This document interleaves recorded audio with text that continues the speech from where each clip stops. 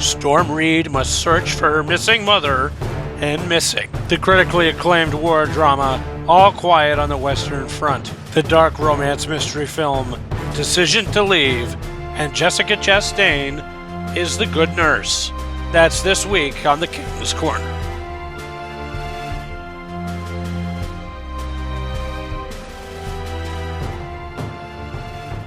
What's up, guys? Hope you're all doing well. And right off the bat, I want to apologize because I sound like this.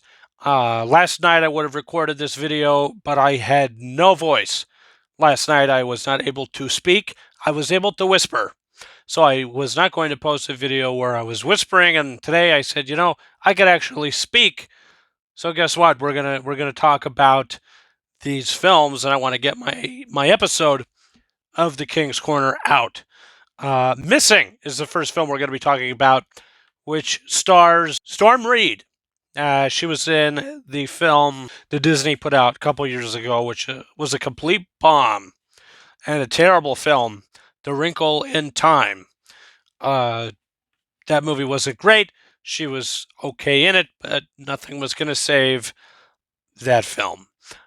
Here she plays 18-year-old June Allen, whose mother goes missing. She goes on a vacation with her boyfriend to Colombia. They're supposed to come back. They never come back. What happens next will shock you, or may shock you. This is a film that's very similar to the movie that came out in 2018 called Searching with John Cho. This is very similar. It's made by some of the same people, some of the same editors are on this. And this film might actually be better than that film. I like this movie a lot. I think it's really entertaining. I'm not going to talk too long about these movies overall because I can't speak. I don't want to lose my voice anymore. So, brief thoughts. Very entertaining. Very engaging. But a little too twisty for me. The last 20 minutes of the movie takes a turn. And it goes, whoa, this was what this was about. Little shocking. The movie is extremely twisty, so you're always sort of playing catch up, it seems, till you finally get to the end of the film. It's like, okay, fun, entertaining ride. Don't think this is a great movie, but I do think it's a very good, very entertaining film. And I'm going to give Missing 4 out of 5 stars. Do recommend it. I do think it is very entertaining, and Storm Reed does a great job carrying the film. Next up, we're talking about All Quiet on the Western Front.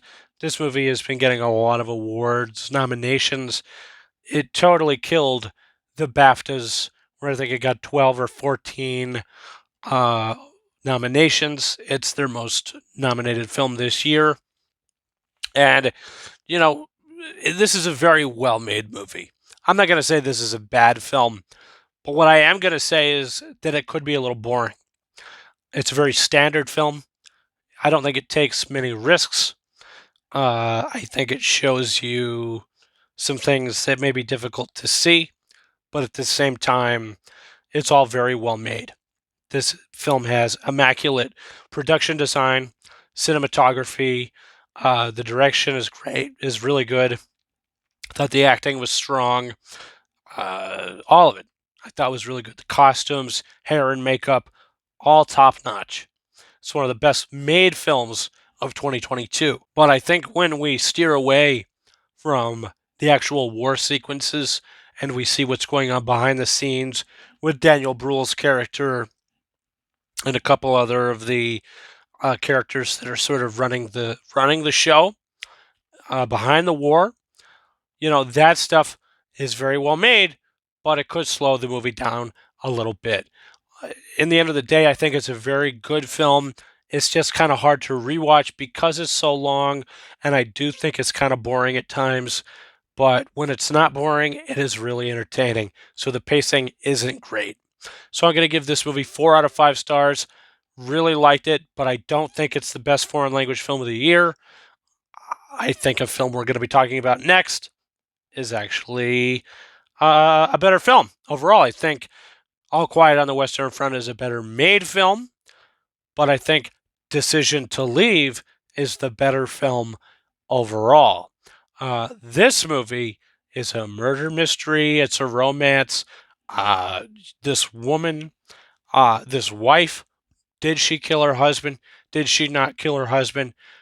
We're trying to figure that out. At the same time, a romance is blossoming between the detective and the widowed wife. So he might be blinded by that to mess with his investigation. All sorts of things take place in this film. What goes on with the story? What are things that happen? I'm not going to spoil it, but I think this is an extremely engaging film. I think Decision to Leave casts a spell on you, and it doesn't let go. It doesn't lift the spell till the end of the film. You're watching it, even though it is a little slow at points, very similar to All Quiet on the Western Front. Here, I was more interested in what was going on with the overall story, with the characters, and the mystery to it. I think this is a really good mystery film and a really good romance film. There's no nudity, there's no sex in the movie, but it is very uh, passionately driven. I mean, these two have such chemistry that it feels like they want to jump all over each other, but they don't. They're very restrained, and I think that plays to the movie's strengths, and I think it plays to its direction. I think it's very well directed. I think it's very well acted. Uh, really enjoyed it, and I would give it 4 out of 5. Just as I gave All Quiet on the Western Front, but I do think this is a better film. But if we're talking about foreign language films of 2022, if you see my top 10 list of 2022, you will see on that list, very high up, is RRR. That film, I think, is the most original. It has such a vibrancy, such an entertainment value, such an original feel to it. There's so much in that movie that works, and not to say no more. So that's where I'm at on that. The final film we're going to be talking about today is The Good Nurse. This is starring Jessica Chastain and Eddie Redmayne, who has been getting a lot of Best Supporting Actor nominations. So I said, I'll watch the film just for that. Love Eddie Redmayne. Think he's great. One of the only good things about the later Fantastic Beasts movies is his performance and his likability. Even though he's not really given much to do in those films, but here he's giving an American accent, so I think a lot of people are impressed by that.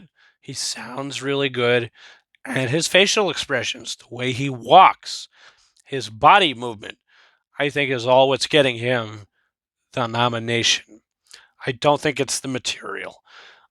This is the most boring film of 2022, probably. If I saw this when I was doing my top 10 worst movies of last year, it would be an honorable mention. This movie moves at a snail's pace. The interesting thing is the story behind the film, the true story behind the film. The film itself gives you the most boring execution of this story. Jessica Chastain's character is very likable. You do feel for her, but the movie's so hard to get yourself emotionally invested into because of how it's shot, how it's made, the color palette. There's no life to this film. This movie is lifeless and boring and dull. The performances, really good.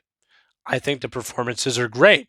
I just think the movie overall is really dull and boring.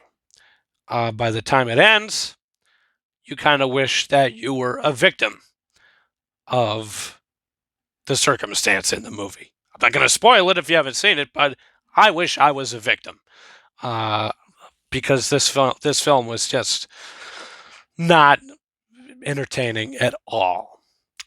And that's a huge weakness. You want to watch a movie, you want to be entertained. This is not the movie to do that. So The Good Nurse is a 1.5 out of 5-star film. If Eddie Redmayne gets nominated, I could see why. But that's the only thing that'll be nominated from this movie. Nothing else. he is a very good actor and he's doing a good job in the film.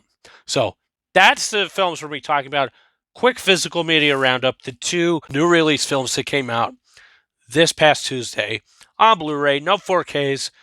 The Menu, this is a film that feels like The Wicker Man. If you've ever seen the film The Wicker Man, 1973 film, which is my favorite film one of my favorite films of all time. Not the Nicolas Cage film. Oh, God.